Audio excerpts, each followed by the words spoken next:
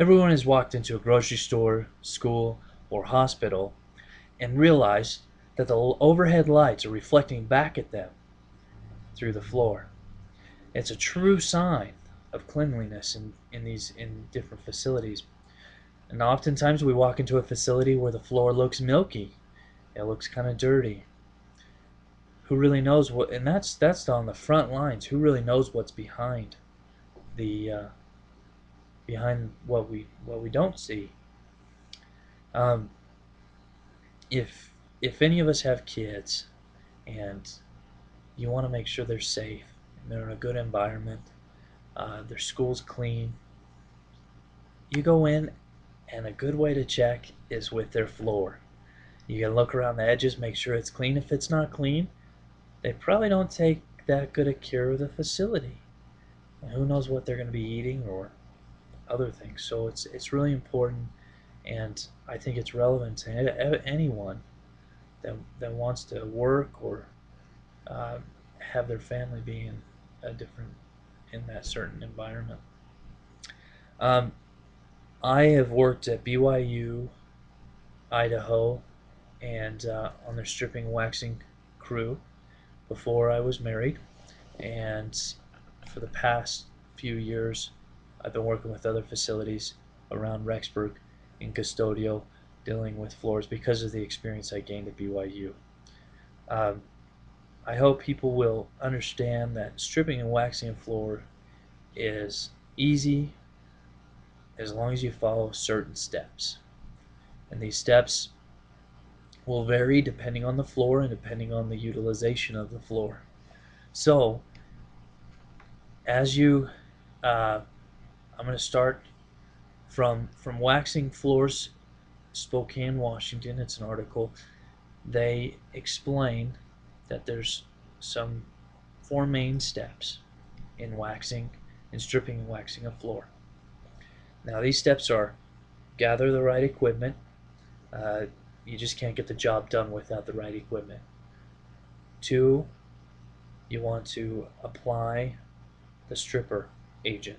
It's a chemical that softens the old wax. Three, you want to remove that stripper agent completely. And four, you want to apply the new wax. So I'm going to go into some details on some of the proper equipment that we can use. Um, According to Camilo Calwas, the proper equipment they used in their process was a doodle bug. It's basically a Scotch Brite pad on a stick, so you can apply a lot of pressure on the ground. Um, they used a waxing mop. It's different than normal mops. It's got a different material to it. And then they had two different buckets, one for waxing and one for the mop, one for regular water. They also had a razor on a stick, and it's an extended. It's a lot bigger than a normal razor, but it's on a pole, and you use that around the edges. Uh, the edges are really important. It's easy to miss the edges, but the edges are what people see, and so according to Camillo, the doodle bug and the razor stick are the most important. And what you do is you have to have the right stripper. If your stripper's too potent or too strong, it could eat through the wax and into your tile. So you don't want that. You want the correct stripper. And then also you want the correct wax for the area that you are applying it to. So if this area is utilized a lot, you're going to want a heavy duty wax, because you'll notice at drinking fountains in schools and other facilities, people utilize the drinking fountain, so there's a divot in the floor there. So it's really easy to overcome that. With all that, you have two wax buckets, a wax mop, your doodle bug, your razor stick, and the last thing, and probably the easiest, uh, most important thing as far as labor goes, is called a scrubbing buffer machine. Anyways, so with this, the second thing is to apply the stripper. You take the stripper that you bought, you mix it with water, you follow the directions, you apply it, you want to make sure the floor stays wet. And Sarah Love, through her directions and her instructions, she had quite a few instructions on this, and she explained that if you let it dry, uh, the stripper will adhere to the, uh, the the vinyl, and it's that much harder to get it up. So you want to make sure it sits for the appropriate time that the directions of the stripper say, and once that's done, while that's sitting, you take your razor and you take your doodle bug and you go around the edges and you scrub with the doodle bug, and then you scrape with the razor just to get the edges real clean. Then you take your buffer machine and you do the main area of the floor with that, and you use an abrasive pad on that buffer machine.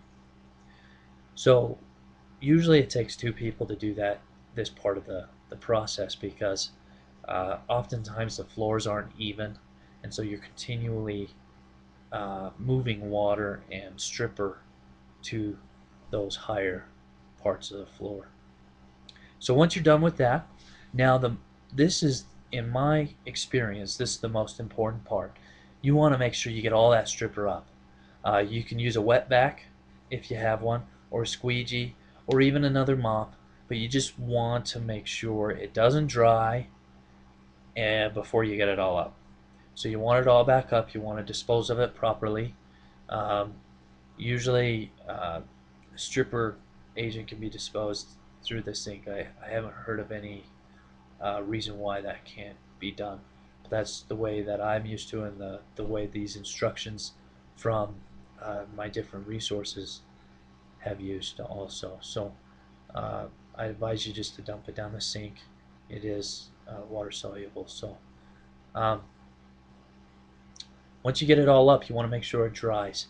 It dries completely. If water mixes with the wax, it'll bubble and create a problem. So you want to make sure it dries completely. Once it's dried, a trick that I've learned is you go onto the main floor and you just swipe your hand all the way across, kind of in a circle. And then you look at your hand and you see if there's any film or dust or anything else. If there's a dust on there, maybe you need to mop it a few more times to get all that dust off. And as soon as your water gets cloudy, when you're mopping up that wax or that stripper agent, you should go dump it, and you should keep doing that over and over and over until the water stays clear. So that's really important. So once that's all done, there's no film, there's no more wax on there. It's time for the for the wax, the new wax. Now, depending on the area that you're doing, if you're doing a less utilized area, uh, you're going to want to use less wax, more wax for hallways and that kind of thing. So you just coat it with the mop and go around the edges first. Coat the entire thing, let it dry, follow the instructions, do it again, do it again, do it again. The thinner the coats, the better. Um, if you follow these 4 easy steps, your floor will look really nice. Uh, Now you know that it's really not that hard. So if you do go into a facility and the floors are dirty, you know that they're not taking their time, and they're doing other things that they shouldn't be doing. So with that, uh, through finding the proper equipment, applying stripper agent, cleaning the stripper, and applying the wax, you can have a clean floor.